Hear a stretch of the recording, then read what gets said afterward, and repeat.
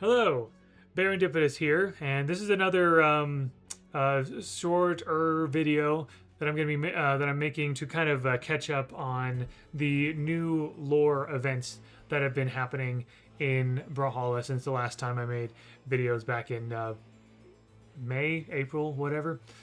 Anyway, so I made a video about the Elysium map, and here I'm going to talk about the new Ascended skin, Ascended Mordex, because I don't think I made a video about every single Ascended skin, because I don't know if there's a lot that can really be said about each Ascended skin apart from just, it's the idea that this is the pinnacle of that legend's prowess. They're the peak of their power essentially. And I guess I could talk about that kind of thing with the like Wushang and Nyx and whatever, but with Mordex, it's a bit more interesting, I think. And also, we have yet another map change.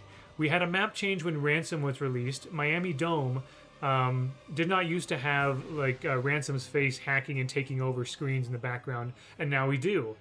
And we have yet another map update here, the Fortress of Wolves. So this was this map, as well as the smaller version of it. I'm using the larger one because there's more details, but the smaller one has, essentially the same details on it, and we can still see all the same things. The Fortress of Wolves used to be called the Fortress of Lions. It used to be the featured map that came with Battle Pass Season 4 or Season 4 Classic, which is the fall of the OEL, the fall of the Order of the Exalted Lion. If you don't know what the Exalted Lion is, basically, quick refresher, it is an order of monster hunters that has existed for centuries throughout the history of Brawlhalla's Earth, essentially Earth in the Brawlhalla universe. Jala was kind of one of the first people, unless you count Lady Vera. Sir Roland is in it. Diana and Mordex, as well as Isaiah. I think those are the main people I can think of who are in the Order of the Exalted Lion throughout time. And the Order of the Exalted Lion has a history of, defeating werewolves and vampires and ghosts and all kinds of things, right? They've dealt with Volkov and Onyx and Magyar. It's a whole thing. It's really cool. But this map was mostly in reddish maroon hues, and that cathedral back there was on top of a big like rock face that looked like a lion's head. But now, and the stained glass here was like a lion, and it said like Exaltius Leo or something like that, Exalted Lion. And there was the kind of phases of the moon and everything as well. But now all of that has changed. It is now this bluish this bluish color, these bluish hues. We have a wolf stained glass window now, and it says Elevatus Lupus, elevated wolf, or something similar. And of course, we have these moon these I think these moon panes have stayed about the same. And then also instead of a lion's head in the square in the diamond panels in the bottom, we have wolves, and of course a wolf statue instead of a lion, and so on and so forth, right? Everything else is basically the same except for the colors. So that's interesting. That's really, really interesting. Never seen a change this drastic. And the Fortress of Lions stage, both the big one and the small one, are not there anymore. They're mechanically the same one, but they are Fortress of Wolves now. So, what happened? Not really explained necessarily, and besides, the whole Fortress of Lions thing in Battle Pass Season 4 with the fall of the OEL, Order of the Exalted Lion, that is kind of like a parallel universe, a parallel timeline, if you will. Maybe this is yet another parallel timeline, or maybe it is that same fall of the OEL timeline, but changed with Mordex. So why does Mordex look the way he does? He looks kind of like Fenrir Mordex, doesn't he? Well, yes, but also no. So, okay, here we go. I grabbed gauntlets. That's good. So you may have noticed that when he grabs gauntlets, he got like 3 heads, which calls to mind the idea of Cerberus, which is another mythological dog, but Greek instead of Norse. In Norse mythology, Fenrir is the chained-up wolf monster, the child of one of Loki's monster children, and Cerberus, of course, is Hades' 3-headed pet dog in the underworld, right? and when you punch with the gauntlets here, then it's not Mordex punching. It's the ghostly wolf heads like attacking. Right? You can see his Mordex's hands are splayed out, like this, right? Which is really cool.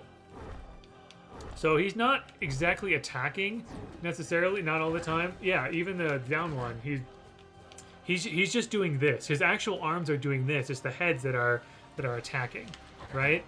Which is so cool. That is so cool. And then, yeah, just like instead of ice power, we have all this like extra like ghostly like wolf energy, and even the wisps kind of split off into these like three dog heads and so forth, right? I think the oh yeah, and then the scythe looks really cool, right? Like you've seen these things, right? All this extra like cool energy. But yeah, so what's going on with Mordex here? Why is this the ascended form of Mordex? Why is this Mordex at the height of his power? Well, if you didn't know, a key aspect of Mordex's lore is that before Brawlhalla, he was a human man who became part of the Order of the Exalted Lion, or maybe put another way, he infiltrated it, became very much entrenched in. He became a quartermaster of the Order, basically like the one who sort of keeps inventory of all the weapons and like and other inventory and things like that. Like he had some important work in the Order of the Exalted Lion. But the reason he did all of that was not so that he could vanquish monsters and evil or extra, paranormal entities. It was so that he could take that paranormal power for himself. He was power hungry. He was a power hungry man, and there are several examples of that in his lore if you read it. But most notably, he got his scythe, Cull, his default scythe, from a being called the Wraith of Darkmoor, some wraith of some kind. He stole that from a wraith. He got the Tome of Rituals from this Ice Witch. That's why he has ice magic. And he's a werewolf because he wanted to become a werewolf himself. He chose to get bitten. He chose to take upon himself the werewolf curse, and become a lycanthrope. And that's what he that's what he is in Brawlhalla. So it stands to reason that if he were to continue, sorry, give me a few minutes. Sorry, my wife needs something, but I'll wrap up quickly here. If you were to continue that, the next logical step was that he would look for more artifacts, more power from more entities, right? Maybe even the Fenrir Mordex skin could be considered canon because he's taking some of that power from Fenrir's chains and Fenrir's energy, right? He's channeling the power of Cerberus. He has all of these artifacts. He has all of these artifacts. Wrath Unleashed, Tyr's Blessing, Tyr, Norse god as well. But maybe not. Maybe it's not necessarily Cerberus exactly, but he certainly is channeling that. He has more chains. He has more artifacts. He has more power. So this is him at the pinnacle where he has assimilated all of these dark energies, all this dark power into himself, and potentially taking over the Order of the Exalted Lion. So there you go. That is my understanding of the lore behind Ascended Mordex. I wanted to talk a little bit more about that because the map itself changed. I thought that was really cool. I think it's really cool that when a game kind of like updates itself according to lore like that. So anyway, if there's any other lore tidbits that you missed, let me know that I missed. Let me know in the comments. And thank you very much for watching. And until next time, all the best.